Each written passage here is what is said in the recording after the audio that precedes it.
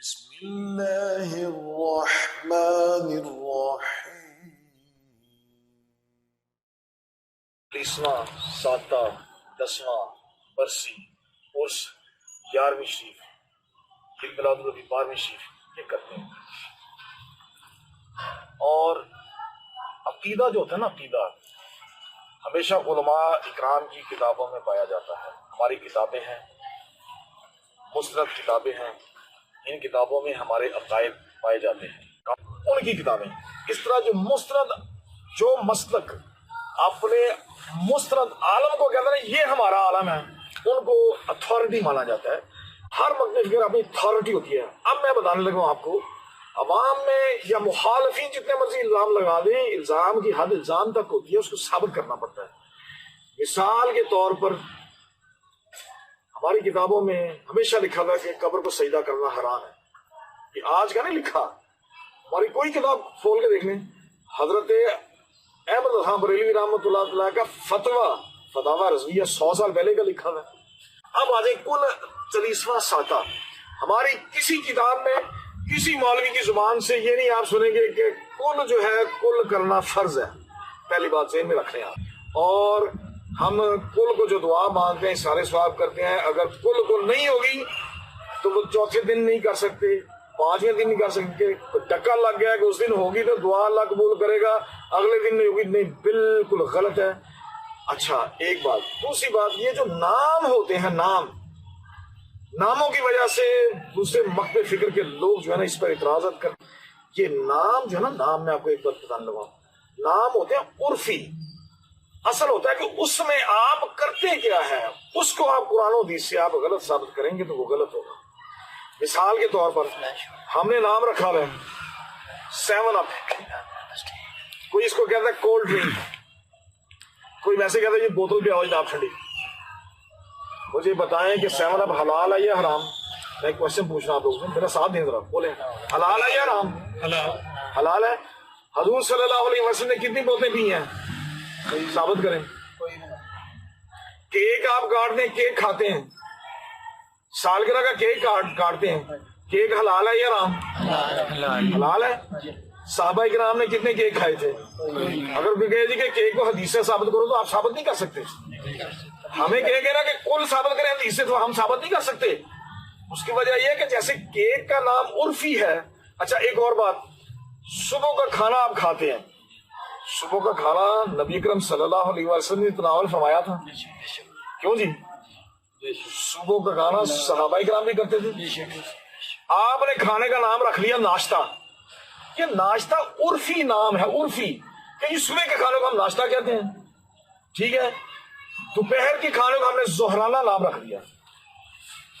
دوپہر کو لنچ ہے، لنچ کرنے جا رہے ہیں، شام کو ہم نے کہتے ہیں ڈنر پر میری دعوت ہے، ایسے ہی ہے۔ آپ اردو میں اس کہتے ہیں عشائیہ، مولوی صاحب کہتے ہیں جی میری عشائیہ پر دعوت ہے۔ آپ مولوی صاحب سے پوچھ لیں کہ جی حضور صلی اللہ علیہ وسلم نے عشائیہ کتنے کھائے؟ وہ کہے گا جی کھانا کھایا ہے، عشائیہ کا تو لفظ نہیں ہے۔ اصل تو کھانا ہے، ناشتہ نام رکھنے سے کھانا حرام نہیں ہوا۔ آپ چاہیں تو نام کوئی اور رکھ لیں، بھئی آپ انگلش میں کہہ لیں بریک فاسٹ، تو ناشتہ رہے گا، حرام تو نہیں ہو جائے گا بریک فاسٹ رکھنے سے۔ کسی نے کہہ دیا جی میں جی ناشتہ لینے جا رہا ہوں بازار سے، ناشتہ کھا رہا ہوں، یہ نام پہلے سمجھ لیں عرفی نام ہے۔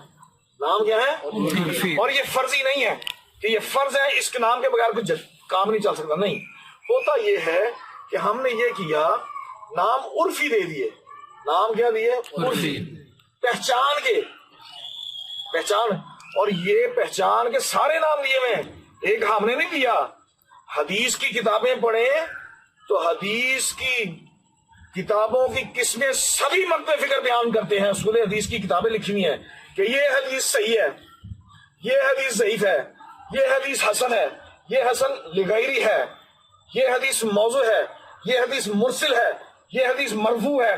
یہ جتنے نام ہیں، اگر کوئی مولوی یہ کہہ دے کہ یہ نام ذرا حدیث کی کتابوں سے نکال کے دکھائے اللہ اور اس کے رسول نے رکھے ہیں، وہ کہے گا جی یہ تو حدیث کی قسمیں بعد میں جب علم پرمان چڑھا تب یہ نام ہم نے عرفی رکھے ہیں، ان کی پہچان کے لیے رکھے ہیں، ان کے اصول وضع کرنے کے لیے رکھے ہیں، تو یہ پہچان کے لیے ہیں۔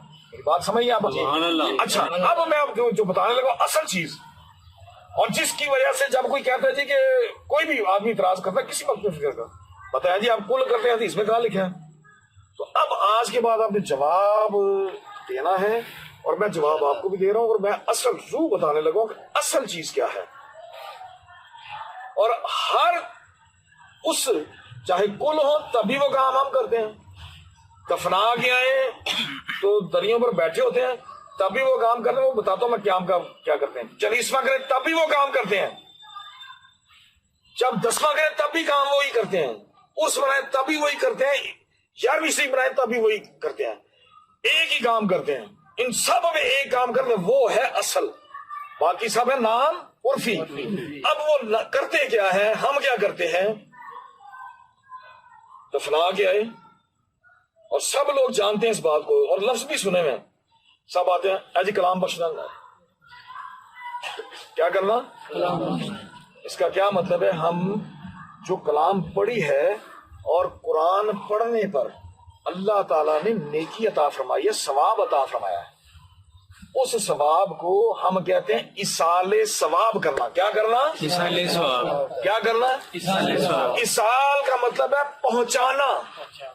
ایصال کا مطلب ہے پہنچانا. اور ثواب کا مطلب کیا ہے کہ آپ نے نیکی کا جو کام کیا ہے اس پر جو اجر اللہ دے گا اس کو ثواب کہتا ہے. آپ نے 10 روپے ایک فقیر کو دیے، اس پر اللہ تعالیٰ آپ کو ثواب دے رہا ہے، صدقہ کیا ثواب. آپ نے ایک گلاس پانی کا کسی کو پلایا ثواب، آپ نے کسی کو کھانا کھلایا ثواب.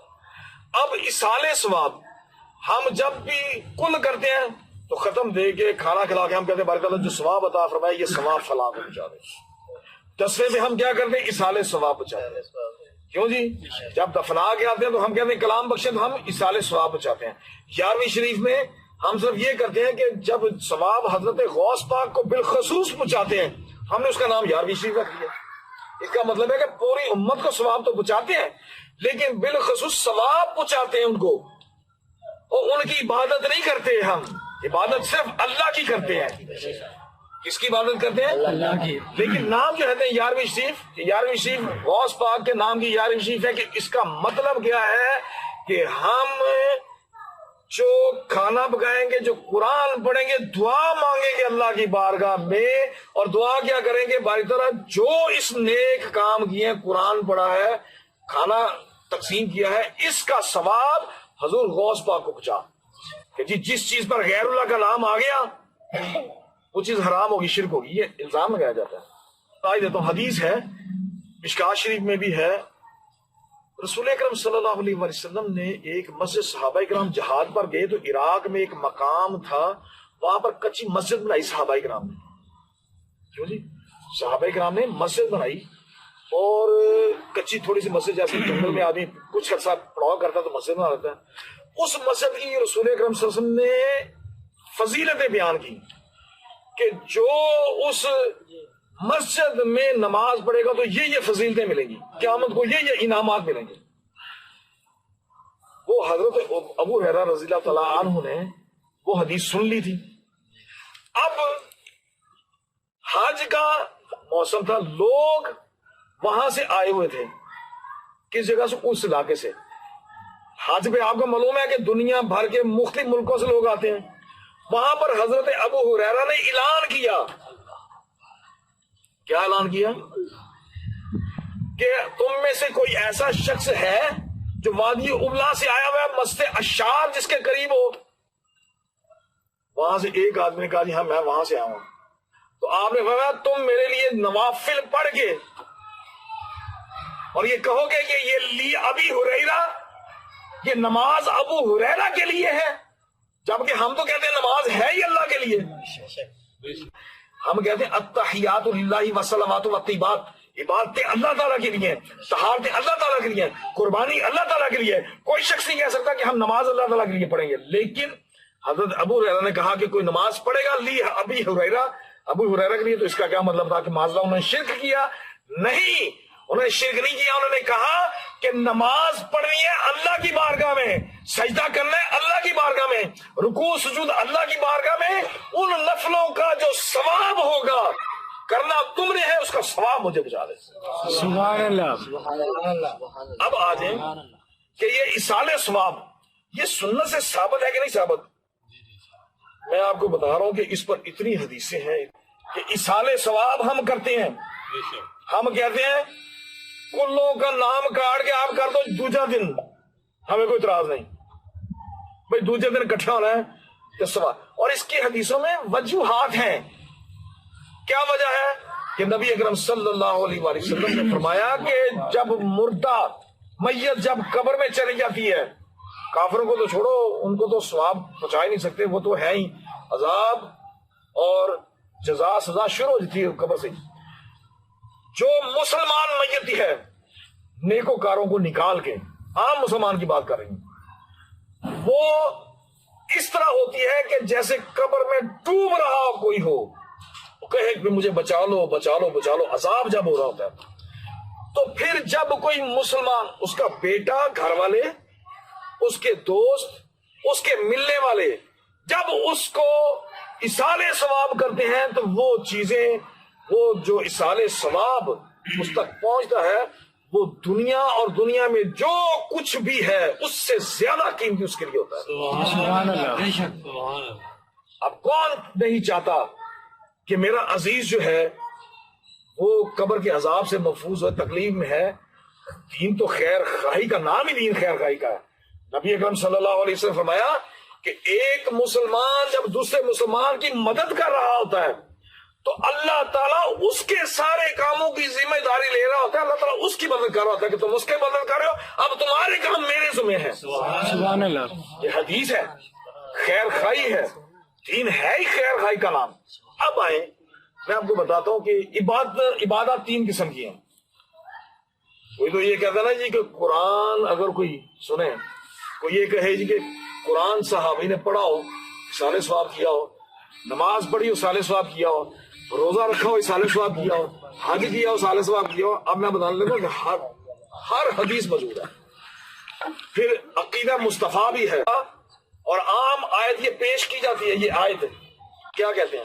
آیت موجود ہے کہ لیس للانسان الا ما سعی، انسان کے لیے وہی کچھ ہے جو خود وہ عمل کرتا ہے، باقی کوئی کسی دوسرے کا فائدہ ہی نہیں کوئی چیز دے سکتی۔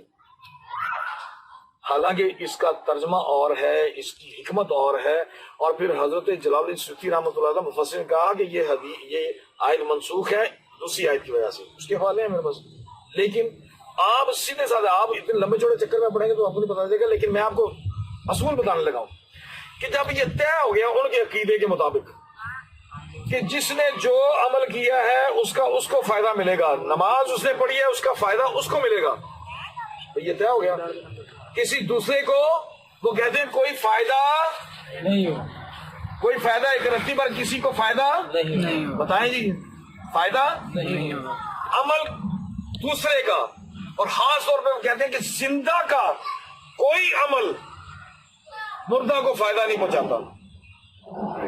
آپ سمپلی جواب دیں کہ جب ہم جنازہ پڑھتے ہیں، سامنے میت ہوتی ہے، ہم صفے بناتے ہیں، ہم زندہ اس کے لیے بخشش کے لیے دعا کرتے ہیں، یہ کہاں جائے گا؟ پھر صرف ثابت ہو رہا ہے کہ زندوں کا مردے کو فائدہ پہنچ رہا ہے۔ عمل کس کا؟ نماز جنازہ کون پڑھ رہا ہے؟ عمل مردہ کر رہا ہے یا ہم کر رہے ہیں؟ وہ زندہ کر رہے ہیں یا دوسرے کر رہے ہیں؟ عمل کس کا ہے؟ زندوں کا۔ تو یہ آیت غلط بیان ہو جاتی ہے، ان کے اپنے عمل کے خلاف چلی جاتی ہے، ورنہ وہ جنازہ بھی نہ پڑھیں۔ بات سمجھیں آپ؟ اب آ جائیں، عبادات تین قسم کی ہیں سر، ان تین کے علاوہ عبادت نہیں ہے۔ عبادت کی قسمیں آپ گن لیں۔ پہلی ہے قولی عبادت، ٹھیک ہے؟ قولی مطلب اس کو آپ آسانی سے سمجھیں، بدنی عبادت۔ کیا؟ جس میں صرف آپ کا بدن شریک ہوتا ہے، پیسہ خرچ نہیں ہوتا، ٹھیک ہے؟ مثلاً آپ دعا کرتے ہیں کسی کے لیے، زبان خرچ نہیں ہوتا، یہ بدنی عبادت ہے۔ آپ نے نماز پڑھی، بدنی عبادت، روزہ رکھا، بدنی عبادت، یہ بدنی عبادت ہے۔ قرآن پڑھا، بدنی عبادت، نوافل پڑھے، بدنی، ٹھیک ہے، یہ ہے بدنی عبادت۔ دوسری عبادت کیا ہوتی ہے؟ مالی عبادت۔ بدنی عبادت کی مثالیں میں نے 2-3 دے کے آپ کو سمجھا دیا. مالی عبادت, آپ نے 10 روپے فقیر کو دیے, مالی بات مالی بات آپ نے سبیل لگا دی, مالی بات مسجد بنا دی, کتابیں خرید کے کسی کو دے دی اسلامی, قرآن لے کے پیسے سے قرآن لے کے مسجد میں رکھوا دیا, یہ کیا ہے؟ مالی بات زکات دی, مالی بات فطرانہ دیا, صدقہ دیا, مالی بات یہ مالی عبادت ہے, اس کا جسم سے کوئی تعلق نہیں. اب تیسری جو عبادت ہے, اچھا مالی عبادت میں ایک اور عبادت ذہن میں رکھے, قربانی کرنا. کیا کرنا؟ قربانی بکرا قربانی کرتے ہیں آپ, تو آپ مالی عبادت کرتے ہیں, پیسہ خرچ کرتے ہیں. اچھا جی, حج کیا ہے؟ یاد رکھیں, حج بدنی عبادت بھی ہے اور مالی عبادت بھی ہے. بدنی یہ دوڑ لگاتے ہیں کہ نہیں آپ صفا مروہ پہ, اور کنکریاں مارتے کہ نہیں مارتے, جسمانی ہے نا, جسمانی فعل ہے. آپ خانہ کعبہ کا طواف کرتے ہیں, نماز پڑھتے ہیں, پھر وہاں پر مینا میں قربانی بھی کرتے ہیں کہ نہیں کرتے ہیں. تو یہ مجموعہ ہو گیا کہ عبادات 3 قسم کی ہیں, 3 کے علاوہ کوئی قسم نہیں. ایک بدنی قسم ہے, بدنی عبادات, ایک ہے مالی عبادات, ایک ہے جسمان, یہ مالی اور بدنی دونوں مرکب عبادات. بدنی مالی مرکب, مرکب سے مراد جس میں بدنی اور مالی دونوں آ گئی. اب مجھے جون سی مرضی تینوں عبادتیں جو ہیں صحابہ کرام نے ایصال ثواب دی ہیں.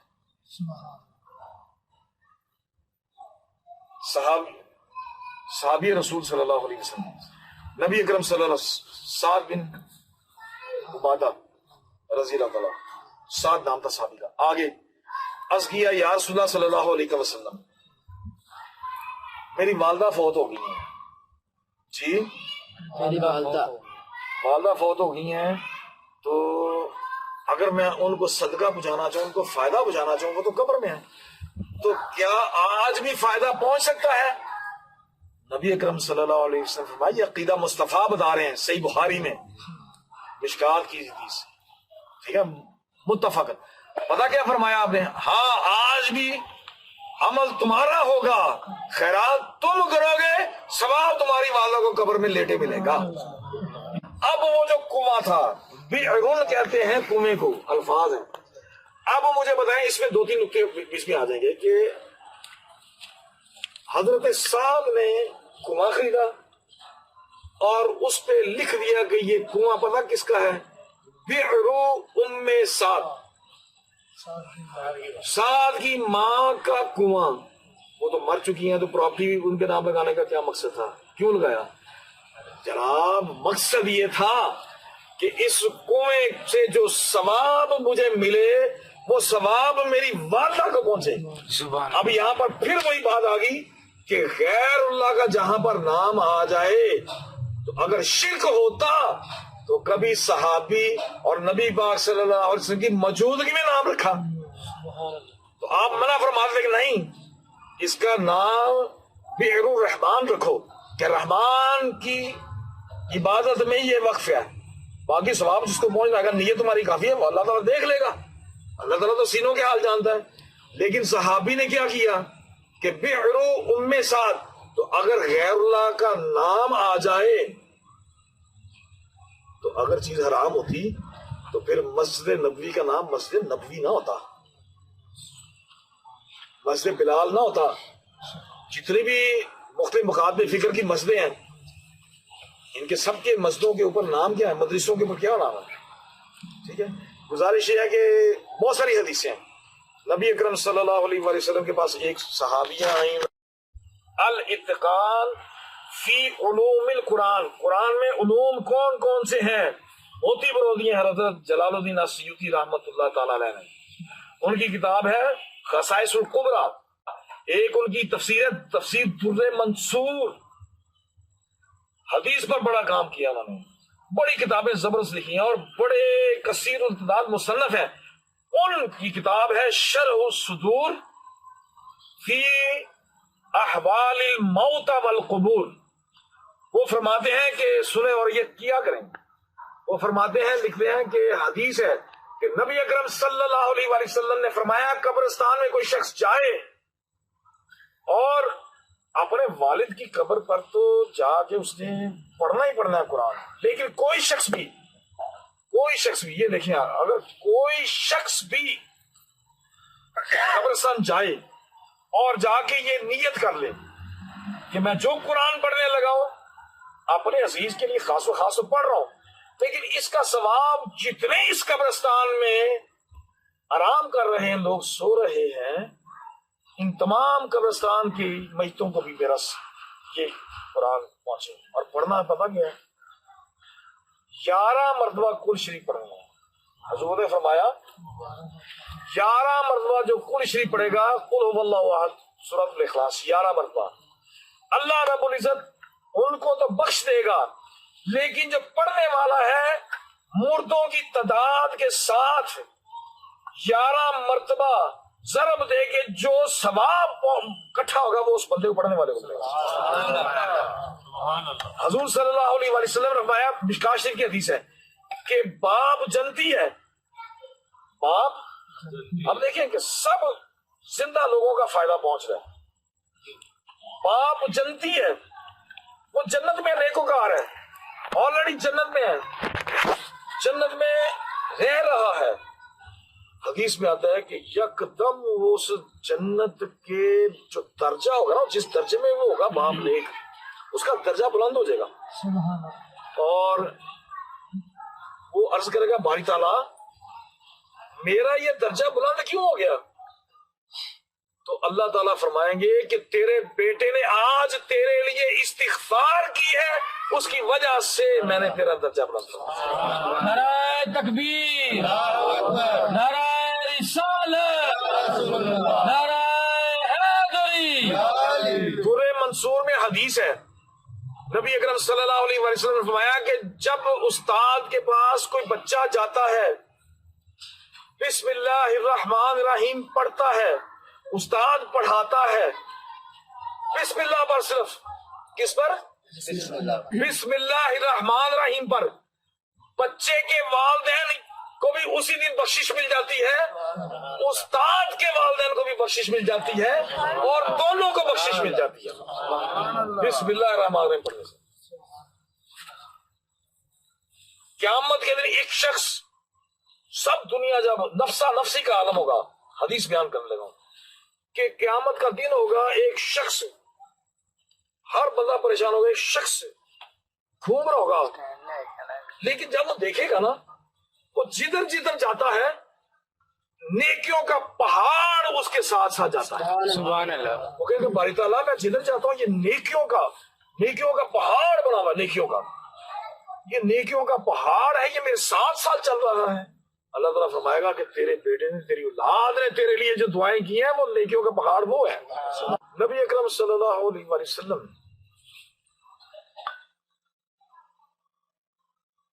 نے ارشاد فرمایا، شرح الصدور میں یہ حدیث ہے کہ میری امت، سن لیں، میری امت گناہ لے کر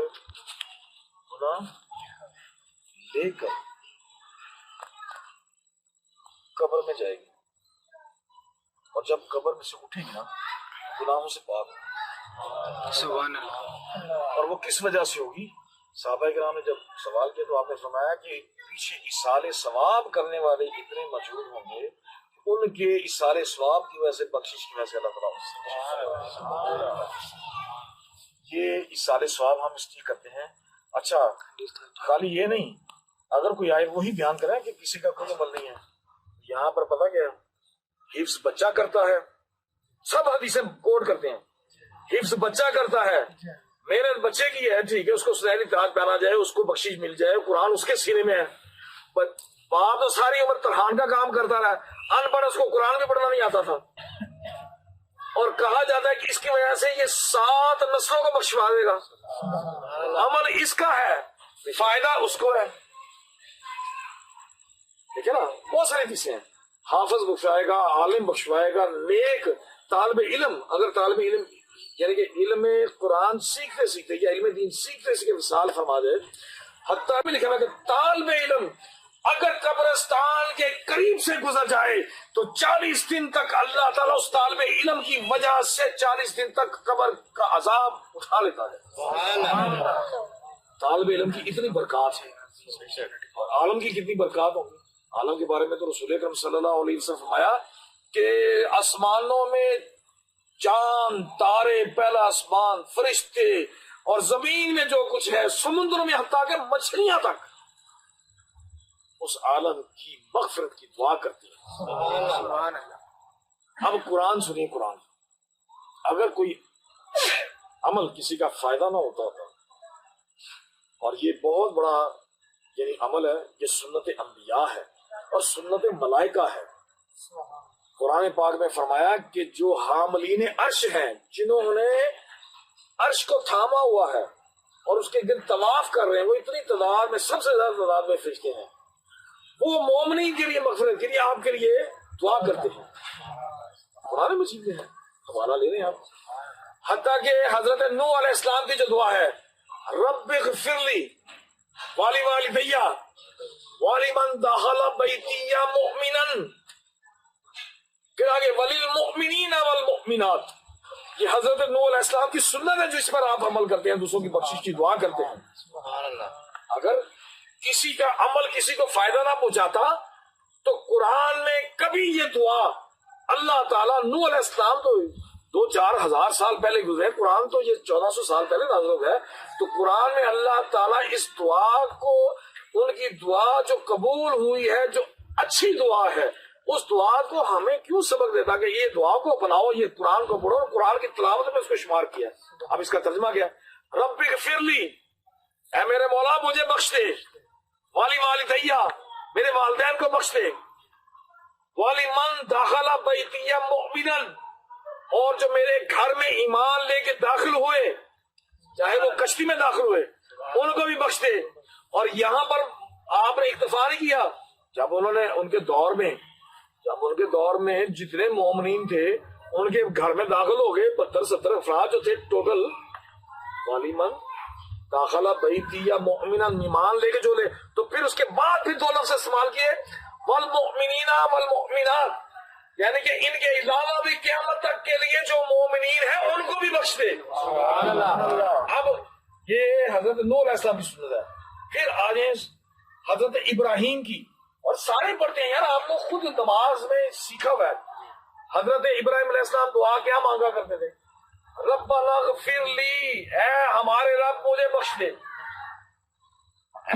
والی والدیہ، اور میرے والدین کو بخش دے، وللمؤمنین یوم یقوم الحساب، یوم یقوم، جس دن حساب کتاب لے گا باری تعالیٰ، اس دن تک جو مومنین آنے والے ہیں، تو وہ دن کون سا؟ قیامت کا.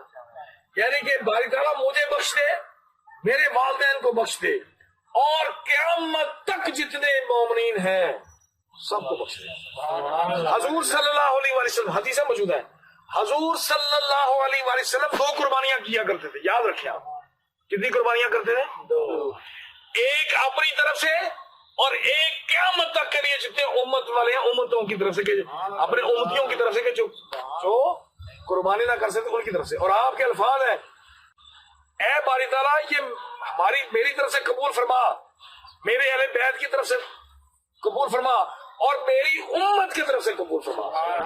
اور یہ امت قربانی حضور نے کی ہے، اور اس کا ثواب جو ہے پوری امت کو پہنچایا جا رہا ہے. تو یہ نبی اکرم صلی اللہ علیہ وسلم کی بھی سنت ہے، یہ صحابہ کی سنت ہے، انبیاء کی سنت ہے، فرشتوں کی سنت ہے، ہمارے نبی اکرم صلی اللہ علیہ وسلم کی سنت ہے، اولیاء کرام کی سنت ہے. حضرت علی کرم اللہ وجہ الکریم ہمیشہ 2 قربانیاں کرتے تھے. آپ نے فرمایا کہ مجھے میرے کریم آقا نے فرمایا تھا کہ علی جس طرح میں 2 قربانیاں کرتا تو بھی 2 قربانیاں کیا کرے گا، ایک اپنی اور اہل بیت کی طرف سے، اور ایک میری پوری امت کی طرف سے. اللہ تعالیٰ ہمیں قرآن و حدیث کا فہم عطا فرمائے. یہ ہے بھی ایک عمل ہے. اور پھر سمجھ لیں فرض نہیں ہے. کوئی یہ سمجھے کہ اگر کوئی کل نہیں کرے گا تو شاید لوگ غلو کرے گا، گناہ ہوگا. نہیں، جس نے فرض سمجھ لیا، جس نے بھی اپنی جہالت کی بدولت اس نے بدعت کر دی، اس نے قرآن اور حدیث کے خلاف چل پڑا. آپ آپ خود بھی دعا گھر میں پڑھ کے کر سکتے ہیں، رشتہ داروں کا نہ کریں تب بھی. لیکن اگر آپ یہ چاہتے ہیں کہ تمام رشتہ دار دوست احباب شامل ہو جائیں تو یہ مستحب ہے، ثواب کا کام ہے، اس پہ اعتراض بھی نہیں ہونا چاہیے. اگر کل نہیں کراتا تو اس پہ آپ کو بھی اعتراض نہیں کرنا چاہیے، اور اگر کل کراتے ہیں ان کو اس پہ اعتراض نہیں کرنا چاہیے. اور کل فرض نہیں ہے، 11ویں فرض نہیں ہے، محفل میلاد فرض نہیں ہے، یہ ہماری کتابوں میں لکھا ہوا ہے، یہ مستحب ہے.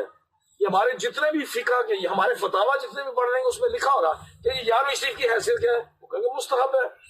مائل با کرم ہے، کوئی سائل ہے سائل نہیں، راہ دکھلائیں کسی راہ. اللہ تعالیٰ کی رحمت تو آج بھی چھوڑ اللہ تعالیٰ ہمیں قرآن و حدیث کے ساتھ مستقل جڑنے کی توفیق کرتا ہے.